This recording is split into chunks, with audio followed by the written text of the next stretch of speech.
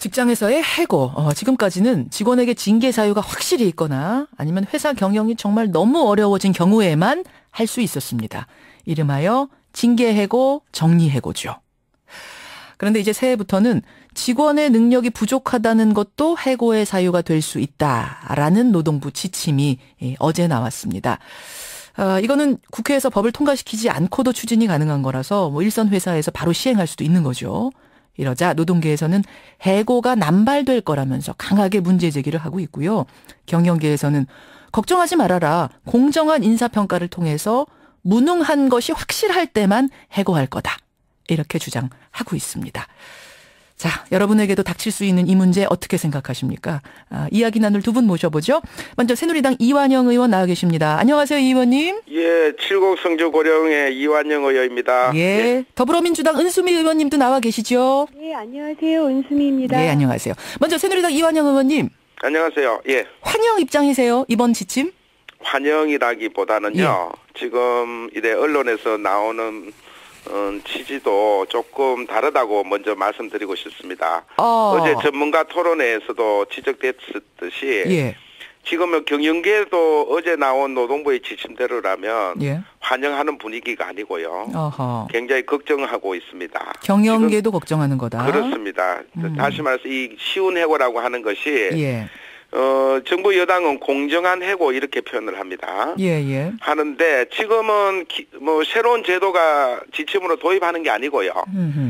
지금까지 기업에서 자율적으로 이렇게 업무 능력 결여라든지 근무 성적 부진자에 대한 결격자 이런 자들에 대해서는 지금 관행적으로 쉽게 해고를 해오고 있었습니다. 해고해서 이제 거기에 대해서 노동자가 반발을 하면 그게 재판으로 가서 그렇죠. 개개인의 판결이 나왔었던 거죠. 그렇습니다. 거기에 대해서 예. 정부가 어제 가이드라인을 내놓은 거고요. 그렇습니다. 그러다 예. 보니까 이게 너무 정부가 볼 때 오히려 기업에서 너무 해고를 남발하고 있다. 그런 점에서 대법원 판례의 취지를 도입을 해서 예. 이런 절차와 방법을 통해서 예. 공정하게 해고하는 것을 제시한 거죠. 오히려 예. 회사가 암암리에 모르게 하느니 가이드라인 지침 내놔서 오히려 이것이 지금까지 잘못됐던 관행들을 바로잡는 계기가 될 거다 이런 말씀. 그렇습니다. 자, 더민주당의 은수미 의원님 예, 어떻게 보세요? 한국에서 해고가 되는 사람이 연간 한 190만 명 정도가 되고요. 예. 그다음에 일자리가 좀 나빠서 이직하는 사람까지 하면 사실상 한 560만 명이 일자리를 옮깁니다. 예. 그렇기 때문에 지금 현재 한국어 문제는 특히 중소기업의 경우 너무 쉽게 일자리를 옮기거나 해고를 당한다는 것이 문제이지 해고가 어렵다는 게 문제가 아닌데 이렇게 대놓고 아예 지침을 마련을 해놓으면 예. 제가 그렇게 물어봤었어요. 그럼 190만 명 정도 되는 이 해고자가 더 줄 거냐. 대답을 못 하거든요. 그러면은 지금 암암리에 해고당하는 사람들이 이 지침에 의하면 없어져야 되니까 줄어들어야 되니까. 줄어들어야 되는데 줄어들다는 거라고 대답을 진짜 못 하는 거죠. 더 나아가서 예. 지금까지 190만 명 중에 상당수는 희망퇴직 형태라서 돈이라도 받았어요. 예. 그런데 지금 이런 해고 지침에 따르면 돈을 안 줘도 되잖아요. 왜냐하면 노동자의 규책 사유가 돼버리기 때문에. 일 못해서 해고되는 거니까. 그렇죠. 그러면 일 못해서 해고된다라는 낙인 찍히고 예. 돈도 못 받고. 그러면서 해고자 수는 줄이지 못하겠다라는 얘기이고. 예. 이렇기 때문에 이것을 쉬운 해고 혹은 값싼 해고라고 부르는 겁니다. 그래서 이 해고를 두고 쉬운 해고, 악용되고 남용될 가능성이 큰 해고다라고 그렇죠. 염려하신다. 이완영 의원님 어떻게 네네. 보세요? 이게 남용될 가능성이 전혀 없는 게요. 전혀 없다고 보십니까? 예, 전혀 없습니다. 이게 우선은 예. 이렇게 이제 저성과자에 대한 해고가 우선은 이제 그 회사의 사규나 우리가 노조가 있는 경우는 단체 협약에 예. 그런 근거를 정해야 됩니다. 그러니까 이게 정부가 예. 정했다고 이렇게 지침을 내놨다고 해서 회사가 반드시 따라야 되는 게 아니라 그렇죠. 노조하고 상의를 해서 사규 자체를 바꿔야 된다. 예. 그렇게 돼 있고 두 번째로는 예. 이게 공정한 평가 기준이 선행적으로 도입이 돼야 됩니다. 그렇지 않겠어요? 평가 어떻게 무능하냐 아니냐를 평가할 수 있는 기준. 성과 있는 사람 없는 사람 공정한 평가는 네. 사실상 평가 그 기준도 노조와의 충분한 협의를 통해서 마련되는 거고요. 지금 이 최후의 수단으로 예. 이런 공정해고 기준을 정하는 겁니다. 실제로 그 해고 전에 정부가 제시한 게 이 저성과자라고 나오고 또 뭐 적성에 안 맞는 일을 맡을 수도 있잖아요. 예. 이런 경우에는 그 교육 훈련을 일단 보내게 돼 있습니다. 아, 그러니까 바로 쉬운 해고를 하는 게 아니라 그렇습니다. 일단 교육 훈련이라는 걸 시키는 절차가 있다. 그렇습니다. 지금 이미 이거는 우리 철바통이라고 얘기하는 공무원의 경우도 인사혁신처에서 이미 확정을 지었습니다. 그래서 우리 공무원의 경우도 그런 평가를 통해서 업무 부정이 나오면 교육 훈련을 보내놓도록 지금 그러니까 마련됐거든요. 그런 기준이기 때문에 무조건 뭐 저상과자라고 나온다고 해가 바로 해고한다. 이거는 있을 수가 없는 거죠. 근데 그러니까 이 의원님, 그 기준이라는 걸 회사가 정하게 되고 그 지금 아니죠. 노조 말씀하셨지만 제가 말씀하는 거는 평가라는 것은 회사가 일방적으로 못 정합니다. 근데 노조가 있는 회사가 지금 10%밖에 안 되거든요. 노조 전체. 없는 경우에도 근로자 대표 기구하고 충분히 협의를 해야 되지. 평가가 공정하지 않은데 그거는 또 재판에 가서도 그거는 문제가 되는 겁니다. 알겠습니다. 그렇게 되기 때문에 이걸 제가 우려하는 거는 이런 점들이 좀 있는 것 같아요. 어떤 건가요? 이 노조 전임자 있지 않습니까? 노조 전임자들이 오히려 이제 저평가를 받을 우려가 있지 않느냐. 이래서 노조 활동을 하시는 분들이 걱정이 많은데 저는 이거는 절대 있을 수 없다고 생각합니다. 왜 그렇습니까? 그렇습니다. 이 노조 전임은 일을 하는 게 아니고 노조 일을 보는 거기 때문에 평가의 대상이 될 수도 없는 거고 그렇기 때문에 그 노조 전임자가 쉽게 해고된다. 이런 얘기 하시는 분도 계신데 이거는 절대 그렇지 않다는 것을 좀 강조드리고 싶습니다. 은수미 의원님 어떻게 생각하세요? 기준을 정확하게 마련해 놓고 또 뭐 사규도 있지 않느냐. 사규 변경하는 과정이 녹록치 않아서 그 과정에서 노동자들이 감시 잘하면 된다. 어떻게 보세요? 손바닥으로 해를 가리는 거죠. 이미 남용되고 있습니다. 제보가 올라왔고요. 그리고 제가 국정감사나 상임위 때도 이미 노조가 있는 회사에서조차도 일방적으로 이러저러한 식으로 2016년 1월 1일부터 사규를 바꾸겠노라라고 통보를 하는 경우도 있어요. 노조가 있는 경우도 그런데 없는 경우는 그러면 큰 낙엽이죠. 거기다가 이미 법원에서도 이런 우려 섞인 판결들이 있었는데 뭐가 공정한 거냐에 대한 논란은 굉장히 많습니다. 근데 문제는 노동자들이 이것이 불공정하다라고 할 경우 그 입증 책임이 회사에 있는 게 아니에요. 노동자한테 있습니다. 아, 능력이 떨어져서 당신을 해고합니다라고 했을 때 능력이 있다는 걸 어떻게 증명해야 되는가 그것이 문제다. 그렇죠. 그래가지고 그 입증 책임을 그러니까 회사는 절차적으로 다 밟았다라고 얘기를 하거든요. 예를 들어서 KT도 그렇고 MBC도 그렇고 사실상 수많은 이런 해고가 있었습니다. 그런데 그 소송을 다툼에 있어서 언제나 문제가 됐었던 게 그 공정성이 회사가 공정했노라라는 것을 입증 책임을 노조가 혹은 노동자가 져야 한다는 게 하나가 있고요. 평가의 기준을. 그다음에 법원에서도 사회 통념상 합리적이었을 경우 매우 예외적으로 인정한다라고 합니다. 그래서 이걸 정당성 기준이라고 그러거든요. 그런데 지금 이번 지침은 절차적 합리성만 있으면 된다는 거예요. 내가 교육을 시켰노라.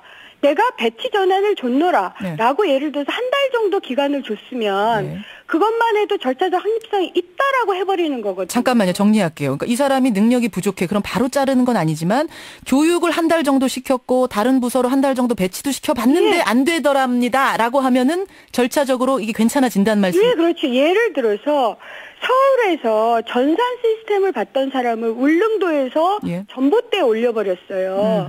그래서 그러니까 전산 시스템을 보는 과정에 무능력해서 전환 배치를 했고 지방으로 보내서 다른 업무를 시킨 거죠. 이게 기회를 줬다고 주장을 했었거든요. 이런 것들이 법원에서 논란이 됐었고 어떤 경우는 해고가 되고 어떤 경우는 해고가 안 됐고 다시 부당해고로 입증을 하려고 3, 4년을 버텨요. 이게 현실입니다. 알겠습니다. 이런 현실을 무시하면 안 되죠. 이완영 의원님, 결국은 현실적으로는 지금 말씀하셨던 것처럼 공정한 평가라는 게 정말 이루어질까? 회사에서 미운 털 박힌 사람부터 뽑아내지 않을까? 어떻게 생각하세요? 인사 관리는요. 채용부터 그다음에 평가, 훈련, 배치 또 계약 연장 해지 이런 절차가 일련의 절차는 세계 공통적입니다. 그죠? 그렇기 때문에 대한민국은 해고가 어려운 나라입니다. 정당한 사유가 없으면 절대 해고할 수가 없습니다. 그게 이제 이른바 우리가 말씀드린 징계해고하고 경영상 이유의 해고 두 가지가 있었는데 업무 능력이 없는 사람 그리고 내가 도저히 업무를 못하겠다.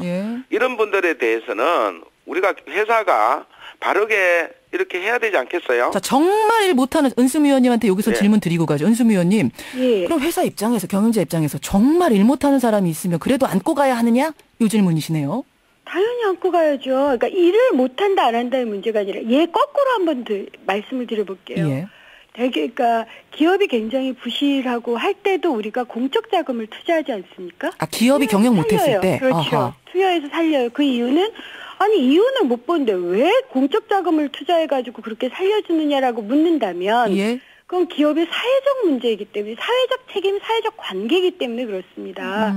교황께서도 어떤 말씀을 하셨냐면 직업을 단지 돈으로만 보지 말아라. 직업이라 함은 한 인간이 그리고 그 가족과 삶을 영위하는 사회적 관계이다. 알겠습니다. 이것을 광범위하게 봐야 지금 못해도 끌고 가야 돼. 자, 이완영 의원님한테 이번에 기회 드릴게요. 기업 경영자가 잘못했을 때 문제하고 우리가 노동을 제공하는 근로자 개별적인 능력하고는 별개의 차원으로 봐야 되지 않겠어요? 근데 경영자가 경영자가 잘못하면 회사가 배가 선장이 잘못하면 배가 침몰되지 않습니까?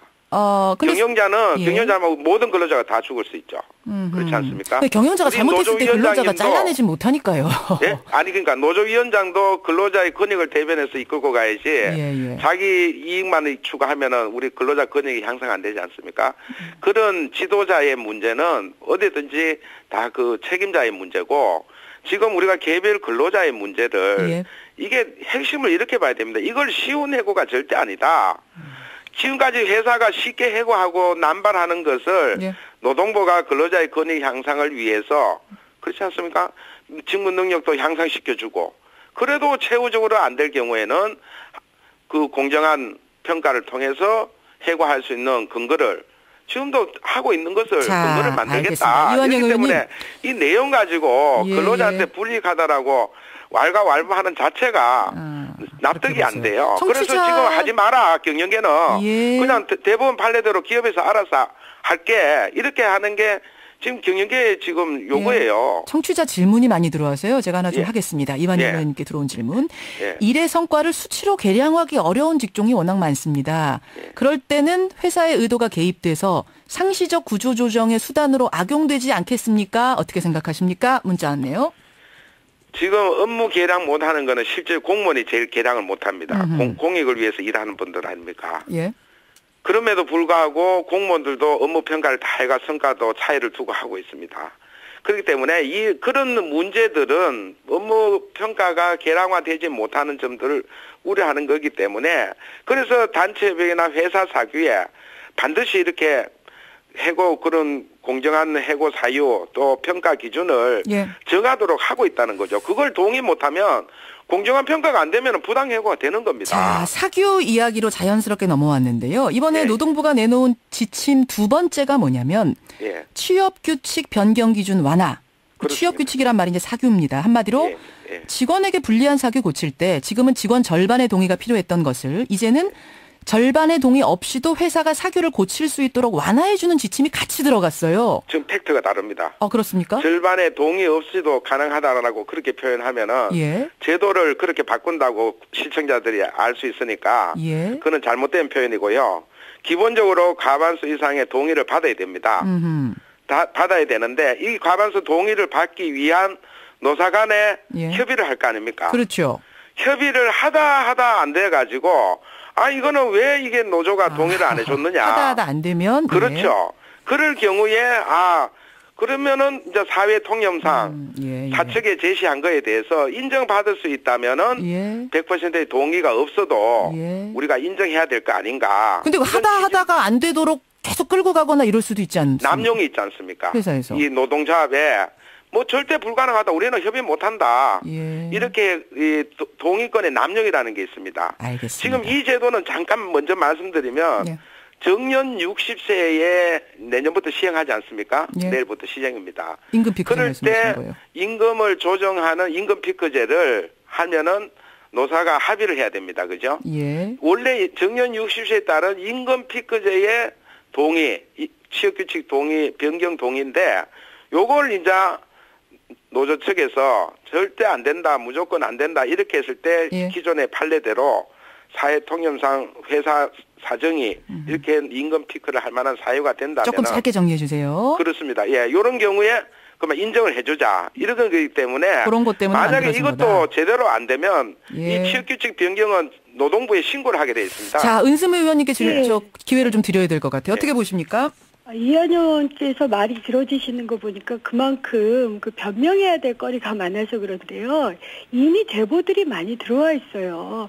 우선 노조가 있는 회사에서조차도 예. 사실은 어떤 식으로 이 동의서 같은 걸 받고 있느냐면 이걸 동의하지 않으면 그러니까 노조를 탄압하면서 이걸 동의하지 않으면 너에 대한 뭐 손배나 이런 건 빼줄게라고 하는 방식으로 일단 회유를 하거나 아니면 노조가 없는 사업장에서는 팀으로 부과를 해요. 팀장한테 예. 이 근로자 동의서를 받지 않으면 너희 팀 인력 전체에 대한 부진평가를 할게라는 식의 압력을 가했음을 입증하는 서류들 같은 것을 제가 국정감사나 상임회의 때 이미 발표를 했어요.